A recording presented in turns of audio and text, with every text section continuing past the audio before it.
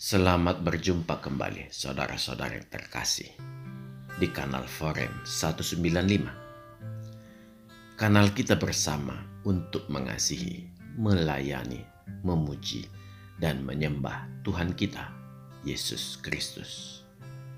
Damai kasih Allah menyertai kita semua. Saudara-saudara yang terkasih, kita bertemu kembali di serial video ketika Yesus Kristus bersabda di season 6 episode ke-12. Untuk beberapa periode ke depan, kita akan melihat sebuah topik baru tentang nubuat zaman akhir dan kitab Wahyu. Banyak kita berulang kali membaca kitab Wahyu, dan kita menemukan kesulitan. Saudara tidak perlu khawatir. Itu bukan karena kita kurang iman. Yang pasti itu dialami setiap orang. Dikarenakan kitab Wahyu bukanlah kitab yang bisa berdiri sendiri. Kitab Wahyu merupakan puncak intisari dari banyak kitab lainnya yang isinya mengarah kepada nubuatan zaman akhir. Dengan membaca kitab Wahyu, kita akan dibawa pada suatu pengalaman baru yang luar biasa. Perasaan tersebut muncul dikarenakan kita berada di fase akhir dalam upaya kita memahami Alkitab. Fase di mana seluruh nubuatan berakhir. Fase di mana seluruh janji Allah digenapi. Fase di mana kita memahami apa dan seperti apa tujuan Allah memulihkan citra dirinya di manusia dan citra dirinya di seluruh ciptaannya. Seberapa banyak pun yang diberi Tuhan untuk kita pahami, kita harus mengucap syukur. Dan yang terpenting, kita memahaminya di dalam kebenaran. Saudara-saudara yang terkasih, berada di fase ini memungkinkan kita akan merasa ketakutan yang luar biasa. Ketakutan yang timbul diakibatkan betapa luar biasanya kesaksian Yohanes di kitab Wahyu, dan sekaligus memperlihatkan betapa tidak berdayanya sebenarnya kita umat manusia. Kita merasa tidak berdaya setelah menyaksikan kekuatan iblis yang sebenarnya. Tetapi segala pengucapan syukur kita panjatkan kepada Tuhan kita, Yesus Kristus. Di mana dari yang sudah kita pelajari di episode-episode sebelumnya, kita tahu bahwa Kristus sudah mengalahkan kerajaan maut.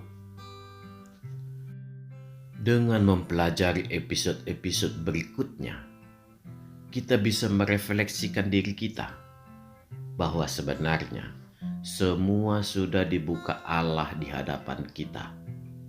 Dari awal sampai akhir zaman sudah dibukanya melalui Alkitab.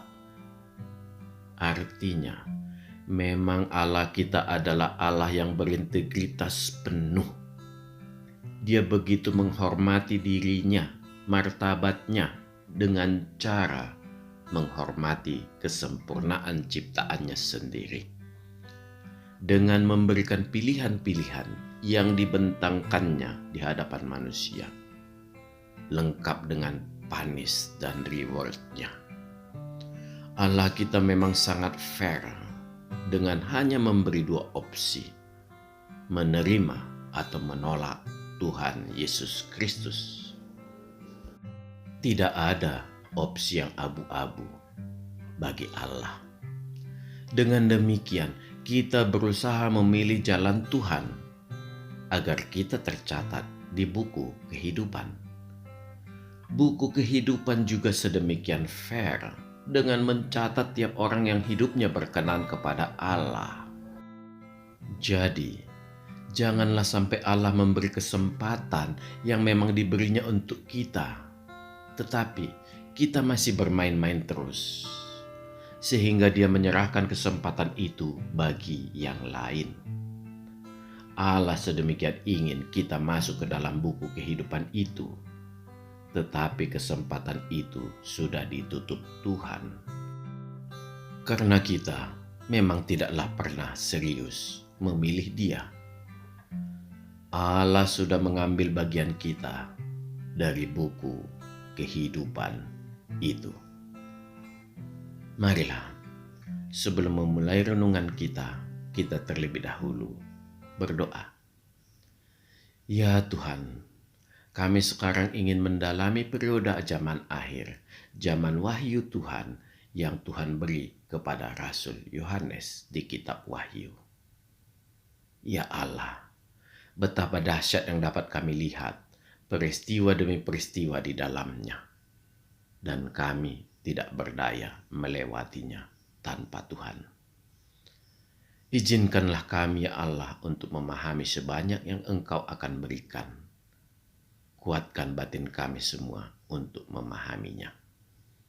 Terima kasih ya Tuhan.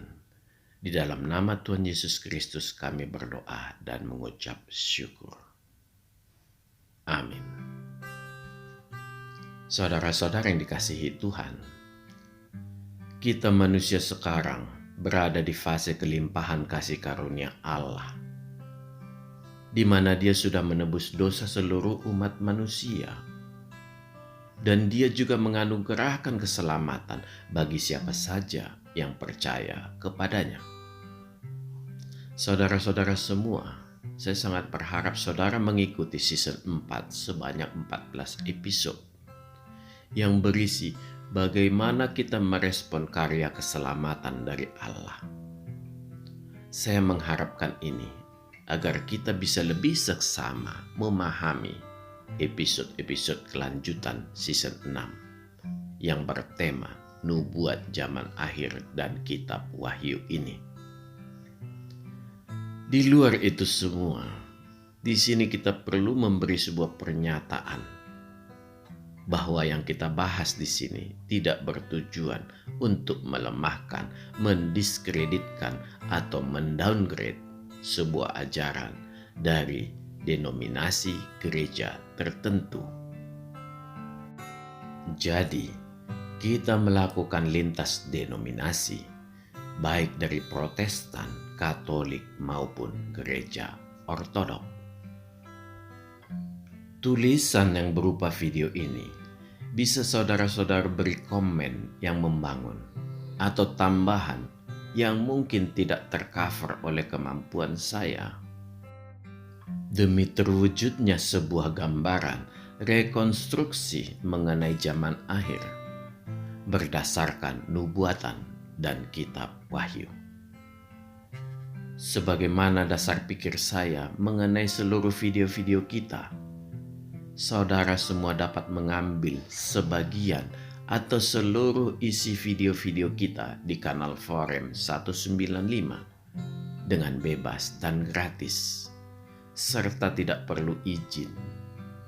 Sebarkanlah Injil kabar keselamatan ke seluruh dunia, agar semakin banyak orang dapat tertolong. Kemuliaanlah bagi Tuhan. Saudara-saudara yang terkasih, Alkitab bersaksi, semua orang sudah berdosa dan kehilangan kemuliaan Allah. Dari sini kita memahami bahwa sejak Adam jatuh sampai sekarang ini dan sampai akhir dunia kelak, semua orang adalah manusia berdosa. Tetapi Alkitab, bahkan Yesus Kristus sendiri bersabda bahwa banyak juga orang benar. Orang benar inilah yang menjadi rujukan kita. Bahwa inilah kualitas yang diminta Allah menjadi orang benar. Orang benar ini tetap ada baik di zaman Perjanjian Lama dan Perjanjian Baru. Jadi, kita harus memisahkan pengertian orang benar dengan orang yang tidak berdosa. Orang benar adalah orang yang selalu mengikuti keinginan Allah. Kebenaran yang ada di dalam dirinya membuat Allah menguduskannya. Mohon saudara tekankan di sini adalah pengudusan atau dipisahkan, atau lebih tepat kita katakan diperlakukan Allah dengan khusus. Sekalipun demikian, citra dosa tetap ada di dalam dirinya, meskipun hanya sekedar memperoleh warisan dari Adam. Hal-hal ini perlu kita ungkapkan karena kita menyadari adanya sebuah realita bahwa cara-cara Allah menyelamatkan umat manusia memang berbeda antara di Perjanjian Lama dan Perjanjian Baru. Sekalipun demikian, seluruh dasar keselamatan adalah sama, yaitu kasih karunia. Jadi, di dunia ini, bila kita merefer ke Alkitab, hanya ada satu orang yang menyandang orang benar dan tidak berdosa, yaitu Tuhan Yesus Kristus. Tidak ada yang lain lagi. Ini bisa saudara-saudara lihat di video kita di season 3, 4, dan 5. Pertanyaannya, mengapa bisa? Padahal Yesus Kristus juga keturunan Adam. Fenomena firman menjadi manusia sebenarnya inilah pengertian yang sejati dari inkarnasi, menjadi daging. Yesus Kristus di sini bukanlah image Allah yang menjadi manusia, tetapi memang Dia adalah Allah itu sendiri dalam bentuk tubuh manusia. Bila Yesus Kristus hanya berupa image, maka Yesus Kristus hanyalah Kristofani, yaitu Allah yang tampak sebagai manusia yang bukan manusia. Kenyataannya, Alkitab mempersaksikan lebih daripada itu. Memang Dia adalah manusia sejati dan Allah sejati. Saudara-saudara yang terkasih, Yesus Kristus adalah benih yang full sorgawi, yang ditanamkan Allah di rahim seorang perempuan sesuai nubuatan Allah Yahweh di kitab Kejadian 3 ayat 15. Yesus Kristus itu seluruh elemen asalnya adalah sorgawi. Ini bisa kita lihat di 1 Korintus 15 ayat 47 sampai 48. Kita harus mengingat esensi Allah adalah roh, baik Sang Bapa, Sang Firman, dan Roh Kudus. Ketiganya tidak bisa kita lihat dan kita hampiri. Untuk mendukung rencana Sang Bapa mengutus Sang Firman menjadi manusia, maka diberilah uniform seperti manusia bagi Yesus Kristus, yang seluruh unsur dasarnya adalah sorgawi, yang kemudian bertumbuh menjadi manusia. Memanglah, ini yang menyebabkan Dia tidak bisa jatuh ke dalam dosa. Dia bisa menahan lapar 40 hari dan 40 malam. Dia tidak bisa mati karena Dia tidak berdosa. Dan banyak lagi. Inilah fenomena-fenomena sisi kemanusiaannya yang tidak mampu kita lakukan, tetapi justru memperlihatkan memang Dia adalah Allah itu. Satu-satunya yang membuat Yesus Kristus sebagai manusia, memang Dia harus memiliki roh manusia. Esensi roh manusia adalah roh, dan roh manusia ini diberikan Allah kepada manusia agar manusia itu hidup. Memang rohlah yang menghidupkan, artinya memberi manusia hati nurani yang murni yang kemudian melahirkan akal budi. Dengan akal budi ini, manusia bisa menjalankan kehidupan kesehariannya dengan benar karena terkoneksi ke Allah. Artinya, sejak awal Allah menciptakan manusia, Allah sebenarnya menginginkan manusia menjadi orang yang suci dan sudah pasti berada di dalam kebenaran juga. Kesucian itu robek dan manusia berusaha mempertahankan hidup dalam perkenanan Allah. Inilah orang yang benar. Seiring dengan perkembangan dosa yang sangat eksponensial, keberadaan orang benar semakin sulit kita temukan. Sekalipun demikian, Allah tetap bekerja menjaga umatnya, dan Dia tahu keberadaan umatnya yang benar ini. Roh manusia yang diberikan Allah memang berasal dari Allah dan akan kembali ke Allah bila manusianya yang mati. Roh yang tetap suci sekalipun berada di kekelaman hati manusia. Dengan inilah Allah dapat melihat terang atau redupnya roh manusia di dalam hati manusia. Karena inilah cara Tuhan untuk menyelidiki relung hati manusia. Dialah pelita Tuhan. Dialah citra Allah di dalam diri manusia. Dialah gambar Allah itu. Saudara-saudara yang terkasih, di banyak video saya menyatakan bahwa Yesus Kristus adalah full berasal dari benih sorgawi. Artinya, benih yang sudah lengkap. Benih ini ditempatkan Allah di rahim seorang wanita, sebagaimana zaman dahulu. Cara melahirkan manusia seperti ini yang dipahami manusia secara umum. Dan cara itu juga yang ditempuh Allah. Dan sesuai dengan nubuat Allah di kitab Kejadian 3 ayat 15. Dikarenakan benih sorgawi itu sudah lengkap, maka tidak akan ditemukan DNA dari seorang pria ataupun wanita yang berasal dari dunia ini pada diri Yesus Kristus. Dan inilah yang saya maksud, bahwa Yesus Kristus memiliki DNA Tuhan. Jadi, kita tidak perlu mencari DNA Tuhan, dikarenakan hal itu tidak akan bisa kita peroleh. Yang bisa kita lihat dan peroleh adalah karyanya. Proses penempatan benih ini pernah saya gambarkan seperti menempatkan sel telur yang sudah dibuahi ke dalam bayi tabung.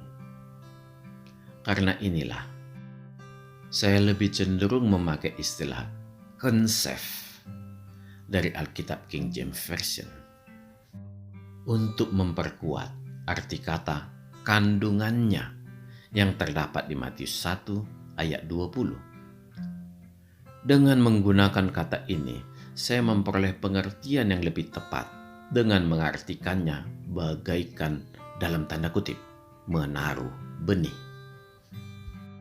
Sekali lagi, kita harus tekankan di sini bahwa tidak ada DNA manusia dari dunia ini di DNA Yesus Kristus. Dan saya percaya tidak akan ada orang Kristen memiliki pemikiran seperti itu. Mengapa saya katakan demikian?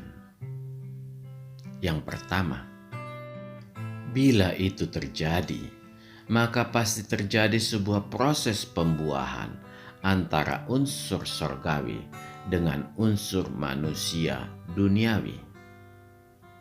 Entah apapun nama dan caranya, proses pembuahan itu tetaplah berarti proses seksual, sekalipun tanpa penetrasi. Yang kedua, seluruh elemen manusia awal, Adam, sebelum jatuh ke dalam dosa adalah sempurna, tanpa dosa. ketika manusia jatuh ke dalam dosa, terjadi degradasi atau penurunan kualitas kehidupan manusia. Dalam artian bisa mengalami penuaan dan suatu saat nanti akan mati. Artinya, dari manusia yang satu ke generasi berikutnya, pengaruh dosa ini diturunkan. Inilah yang kita kenal sebagai dosa warisan. Jadi, ketidaksempurnaan itu diturunkan ke generasi berikutnya melalui sebuah cara. Jembatan penghubung antara generasi yang satu ke yang lainnya hanyalah melalui DNA. Dengan demikian, mitos yang mengatakan karena pengaruh lingkungan orang menjadi jahat itu kuranglah tepat.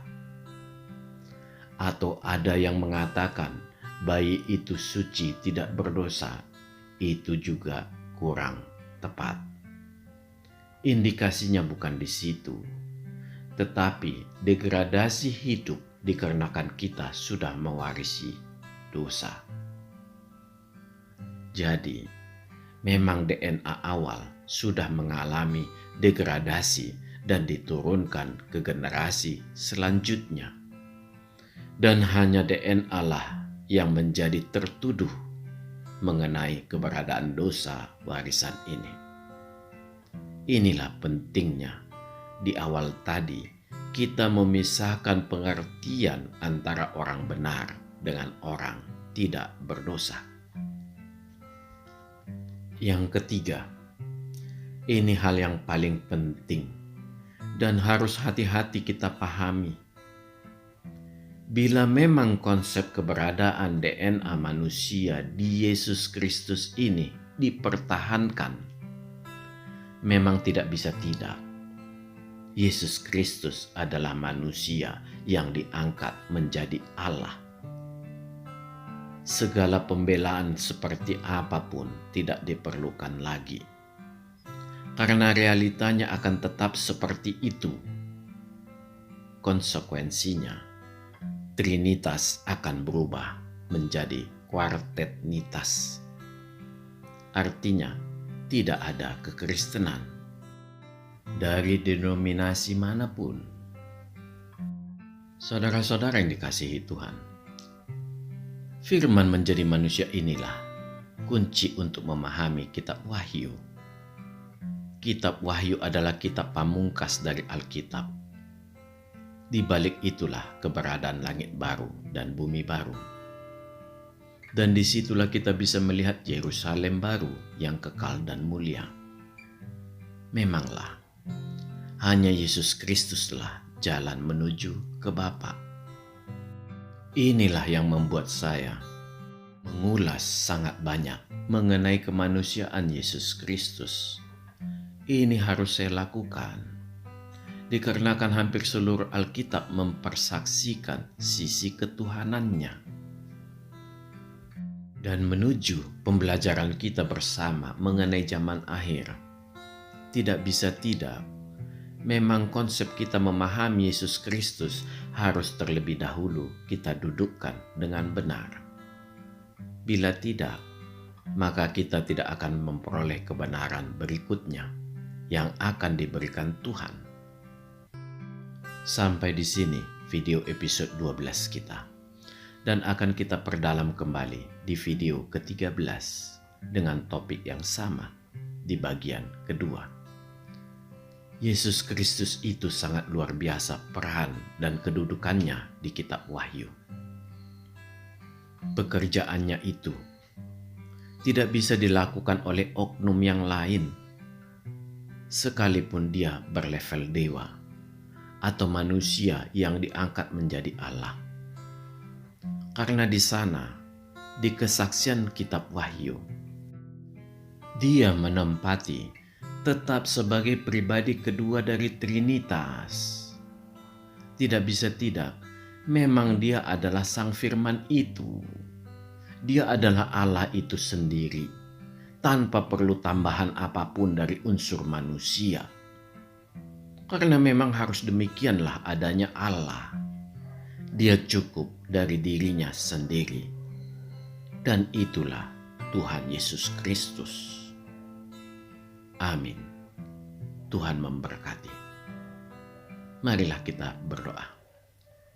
Ya Tuhan, kami sudah belajar kembali mengenai diri-Mu. Tuhan, begitu berat pemahaman ini. Berilah kekuatan bagi kami semua ya Allah. Terpujilah nama-Mu selama-lamanya. Terima kasih ya Allah. Di dalam nama Tuhan Yesus Kristus kami berdoa dan mengucap syukur. Amin. Tuhan memberkati kita. Marilah kita masuk ke saat teduh sejenak.